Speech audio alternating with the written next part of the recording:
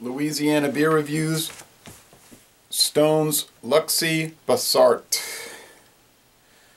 Now, this is a big bottle, 8.5% alcohol. They don't say what kind of malts or hops are used in Lukcy Basartd, but it was introduced in 2010. It gets a 93 out of 100 on Beer Advocate and 95 out of 100, so that's outstanding, outstanding. 98 out of 100 on Rate Beer. Oh, I'm sorry, 99 and 98 for the style, so very good. And a most excellent score on the Beer and Me, so it's getting high marks. I've never had it. I bought it at Stein's Deli on Magazine Street in New Orleans, Louisiana.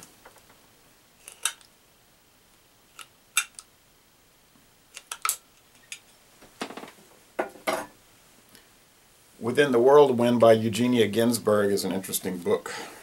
She was a Russian communist and loyal Communist Party member, and she said one day, this was like she wrote this like a memorial of what happened, 1979, originally written. It's like a history of her life.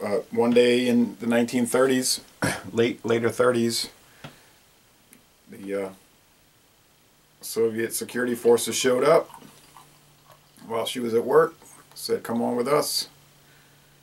She stayed in the Gulag until 1953. Over there in Siberia, and her husband was picked up too. She never saw him again, ever.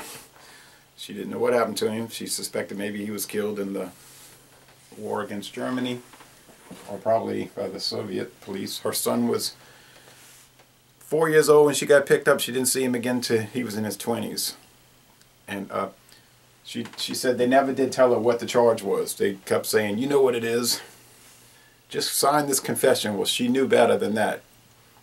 Everyone told her, "Don't sign it. You'll be killed." So she just tried to stay alive. And probably she was picked up because she was suspected by the Stalinists of being a Trotskyite.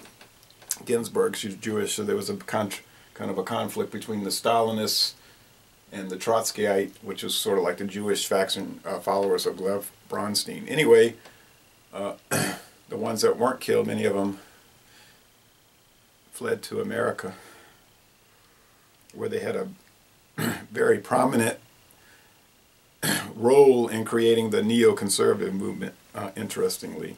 But on to the beer. Didn't make much of a head, kind of a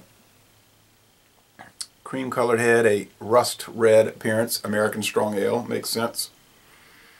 Smells like American Strong Ale. I mean, they have sort of a common characteristic, which is fruitiness. You get some, hop resins.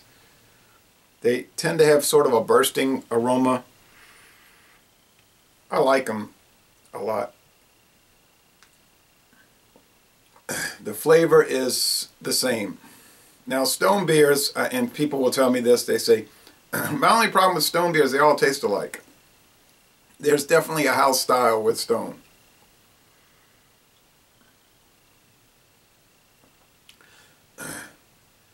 This is not profoundly different than what you would get with a Double Bastard. But that's stronger. That's 11%. That'll really knock you down. That'll floor you. This is like a milder version.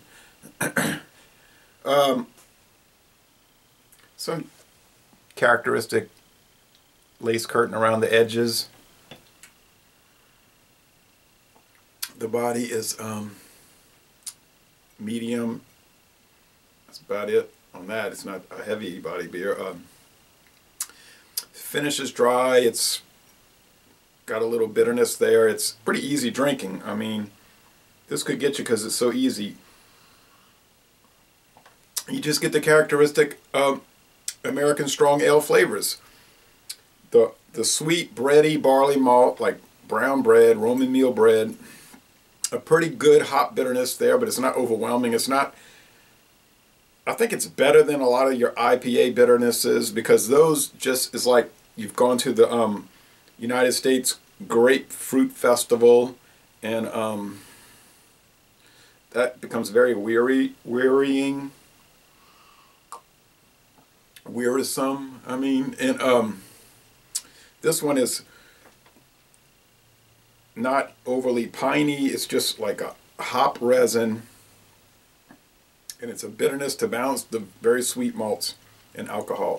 So I like it better, but that's a personal preference thing. You know, so often with beer reviews, it gets into well, I don't like the style, so therefore the beer is no good, which is to me a bad way to review it. So I would give this a solid A. But then I would do that with most stone beers, so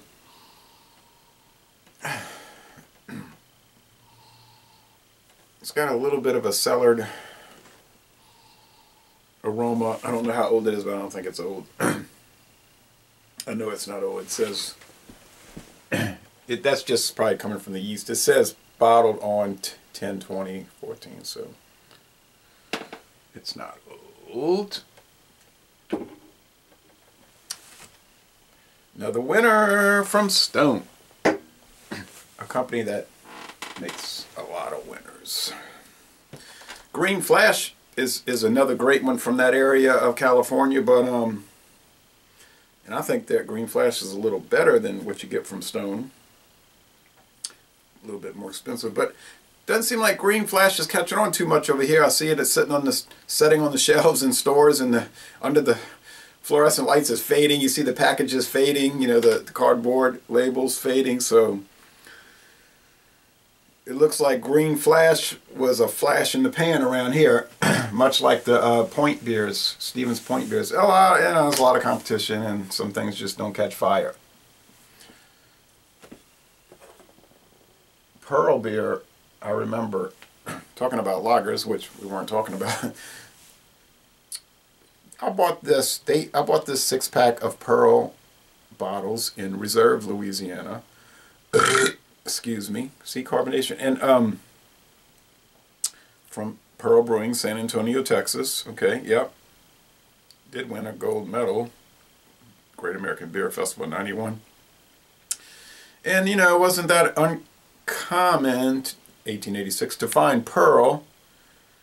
And then it just faded away around here. My grandfather used to say, "That's trash. I hate that beer." I think he hated Pearl because it had a little, and then you could find the cans also with the you know, Texas country, hill country design.